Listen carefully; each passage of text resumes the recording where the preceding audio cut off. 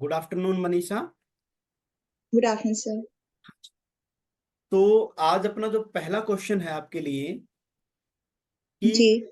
कौन कौन से ऐसे मेथड हैं जो कॉमर्स टीचिंग के टाइम आप यूज कर सकते हो। मेथड की बात करें, अगर हमें अपने 11th 12th के बच्चों को पढ़ाना है तो first of all group discussion हो गया, लेक्चर मेथड हो गया। और ग्रुप डिस्कशन लेक्चर मेथड का यूज कर सकते हैं। इससे बच्चा जल्दी सीखेगा, ग्रुप में रहकर सीखेगा। अ, और वर्कशॉप उसको नाम एक से कोई मेथड होता है फैक्ट्री क्या? एनवायरनमेंट। जी सर। वर्कशॉप। वर्कशॉप जो है एक एक तरीके से उसे फैक्ट्री का एक आर्टिफिशियल एनवायरनमेंट दिया जाता है, हम्म। जिसमें रहकर वो सीखता है। पता चलता है कि कौन काम कैसे करना है, किसके द्वारा करना है, किसी काम को कैसे कंप्लीट करना है। पूरा एनवायरनमेंट, आर्टिफिशियल एनवायरनमेंट उसे प्रोवाइड किया जाता है। ओके, पैनल डिस्कशन क्या होता है? Panel discussion, sorry sir. Okay, brainstorming. Brainstorming के उसमें क्या होगा, ग्रुप में बच्चे होंगे, उनको एक टॉपिक दे दिया जाएगा, एक प्रॉब्लम दे दी जाएगी। हर कोई बच्चा जो अपने अकॉर्डिंग डिस्कशन करेगा, प्रॉब्लम को सॉल्व करेगा, अच्छा मेथड निकाल कर देगा, अच्छा तरीका निकाल कर देगा कि किसी प्रॉब्लम को हम कैसे सॉल्व कर सकते हैं। Okay, why are the internal source of recruitment considered to be more economically? Internal sources of recruitment, for example जैसे ले ऑफ हो गया, ट्रांसफर, प्रमोशन, ये एक इकोनॉमिकली इसलिए है क्योंकि एक तो सेव ऑफ टाइम है, सेव ऑफ मनी है। मतलब ऑर्गेनाइजेशन के अंदर से ही एम्प्लॉयमेंट की रिक्रूटमेंट हो जाती है, ज्यादा वेस्टेज नहीं होती पैसों की या टाइम की, सर्चिंग ज्यादा नहीं करनी पड़ती। इसने बोला कि कोई भी ऑर्गेनाइजेशन तब तक सक्सेसफुल नहीं होगा जब तक वो राइट जॉब पे राइट कैंडिडेट को अपॉइंट नहीं कर सकते, नहीं करता।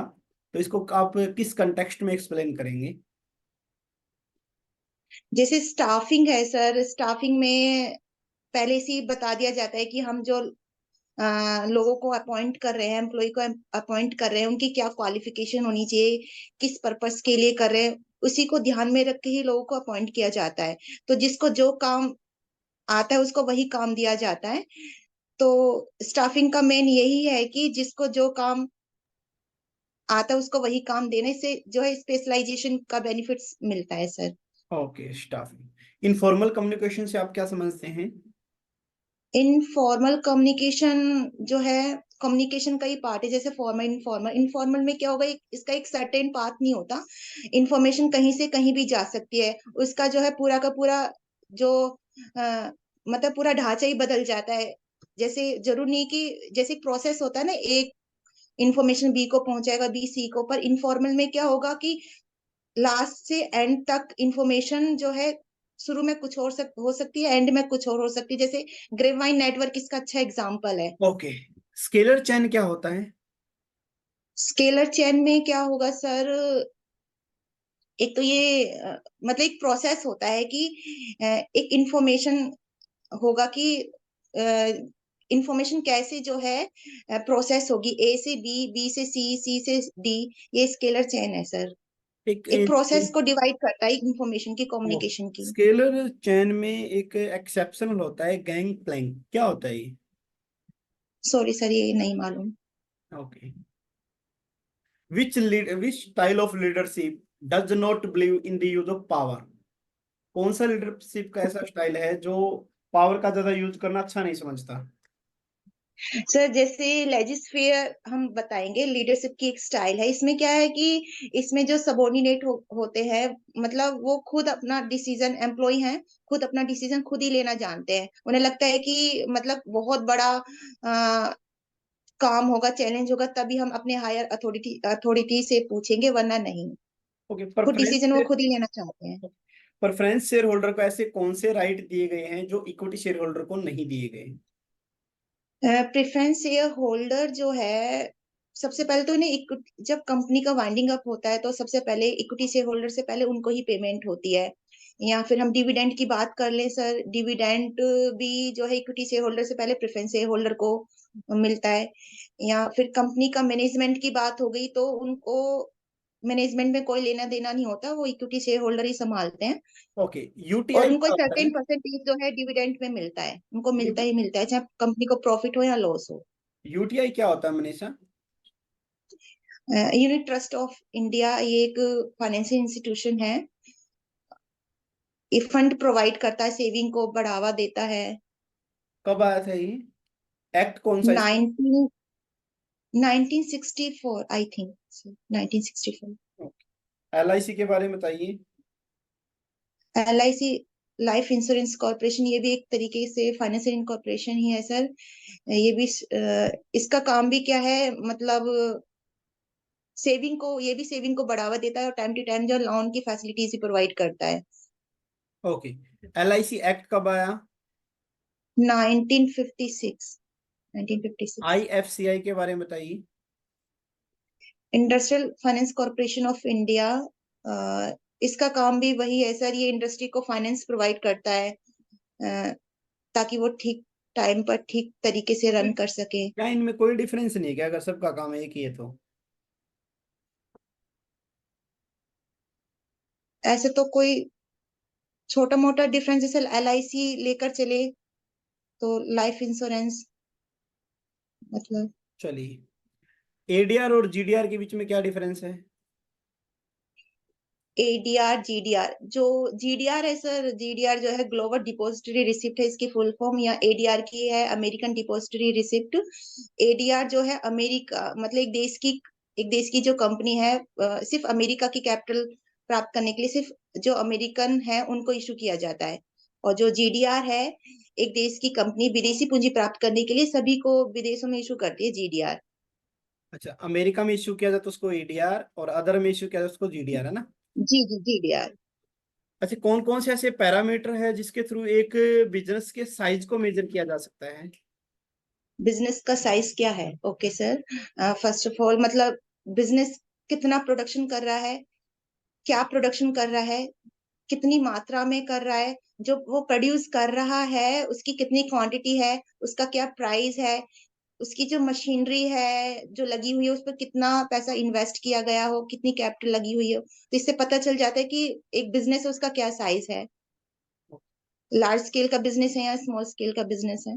ओके, तो गवर्नमेंट ऑफ इंडिया ने स्मॉल स्केल इंडस्ट्री की क्या डेफिनेशन दी है, क्या किसको स्मॉल स्केल इंडस्ट्री बोलेगी? सर, स्मॉल स्केल इंडस्ट्री कहेंगे कि जो लार्ज लेवल पर प्रोडक्शन नहीं करती है, जिसमें मशीनरी पर कोई टाइम ज्यादा से ज्यादा लिमिट एक भी है लाख क्या? 1 करोड़। जी एक सर, करोड़ 1 करोड़ सही है, 1 करोड़। 1 करोड़ तक की इन्वेस्टमेंट की गई हो, जो मशीनरी मतलब एक्सपोर्ट के लिए यूज हो रही हो, उस पर ज्यादा से ज्यादा okay, 5 crore. Debenture redemption reserve DRR कितने परसेंट बनाना कंपलसरी है? कितना परसेंट सर, नहीं, सॉरी सर, इसका आइडिया नहीं है मुझे। ओके, फाइनेंशियल स्टेटमेंट क्या होती है? फाइनेंशियल स्टेटमेंट, एक कंपनी की फाइनेंशियल स्टेटमेंट वह है जो कंपनी की प्रॉफिटेबिलिटी या फाइनेंशियल पोजीशन को शो करती हो। प्रॉफिटेबिलिटी हमें जो प्रॉफिट लॉस से पता चलेगी, और फाइनेंशियल पोजीशन जो है सर बैलेंस शीट से। इनकम स्टेटमेंट में क्या क्या इंक्लूड करते हैं? इनकम स्टेटमेंट में sir trading account, profit and loss account, limitation of financial balance. Statement.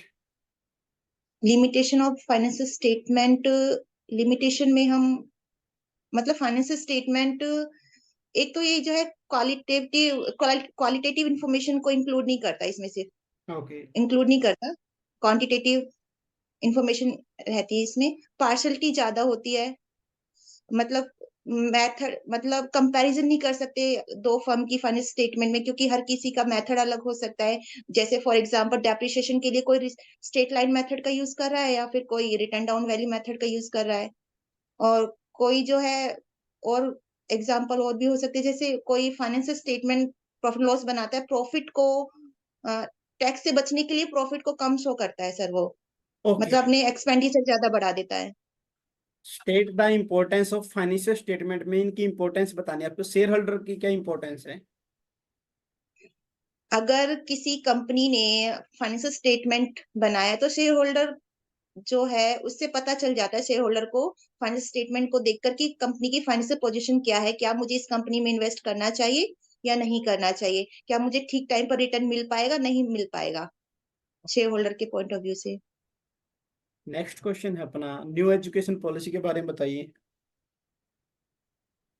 New education policy जो है सर, न्यू एजुकेशन पॉलिसी जो है 2020 में आई थी, और जो इसका स्ट्रक्चर है 5+3+3+4 है, जिसमें 4 स्ट्रक्चर को इंक्लूड किया गया है। जैसे फर्स्ट स्ट्रक्चर जो है आपका प्री हो गया, कब आई थी ये जरा अ, बताना।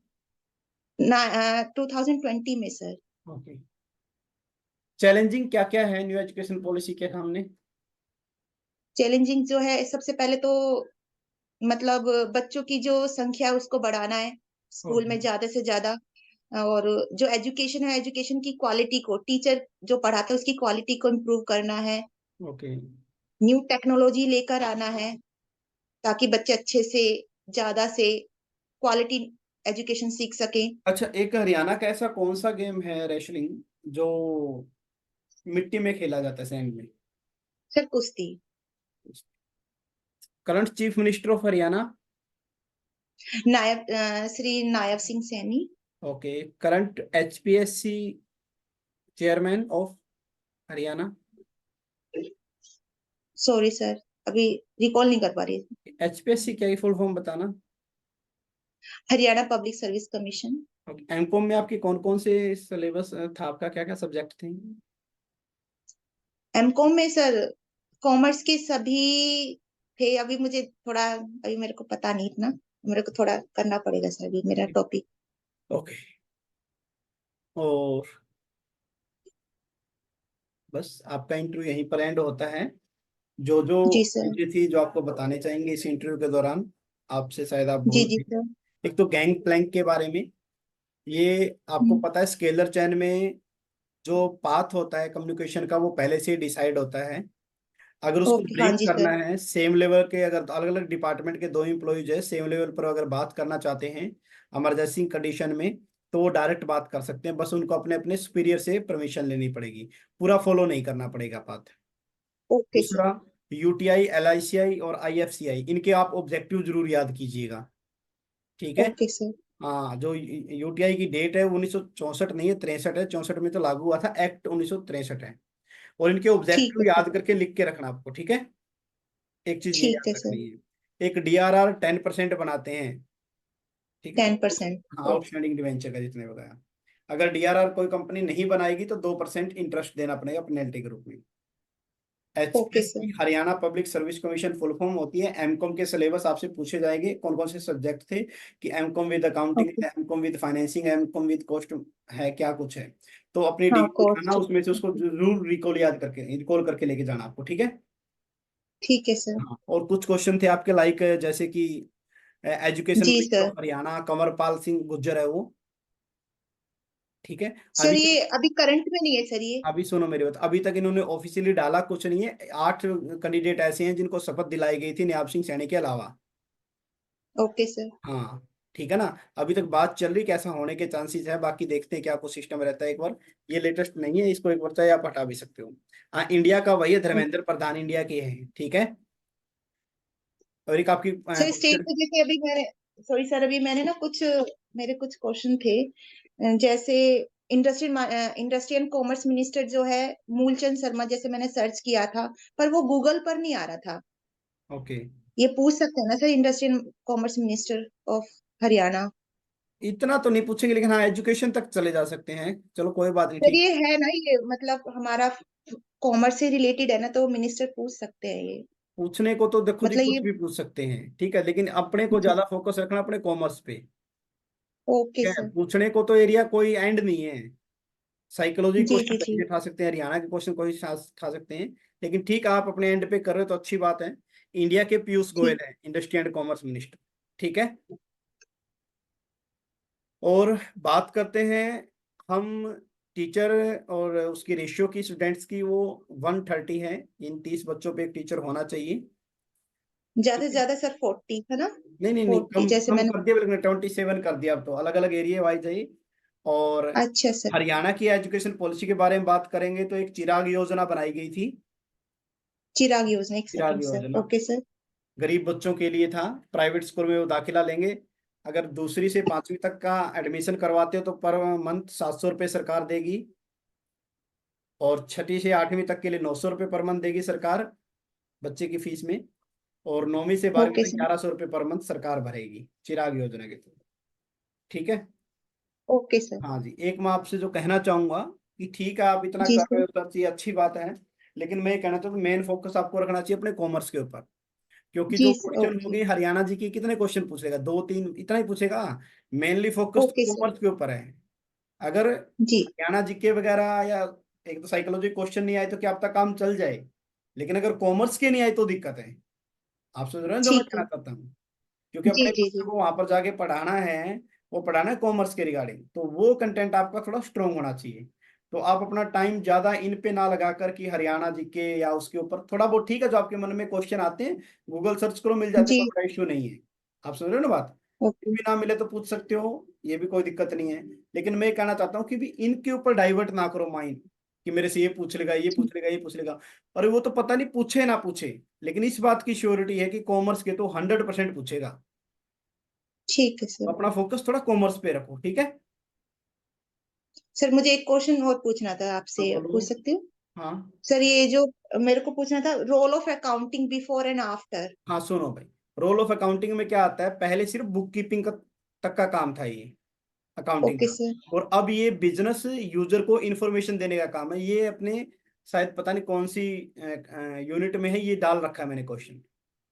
अच्छा चलो ठीक है सर, मैं ठीक है? सभी पहले यूनिट्स देख। पहले सिर्फ रिकॉर्डिंग करना का काम था, अब रिकॉर्डिंग के अलावा जो उसके एक्सटर्नल या इंटरनल यूजर होते हैं उनको उनको कम्युनिकेट करने का काम करते हैं। ठीक है सर। ठीक है? चलो ठीक है thank you sir. Sir, okay, thank you.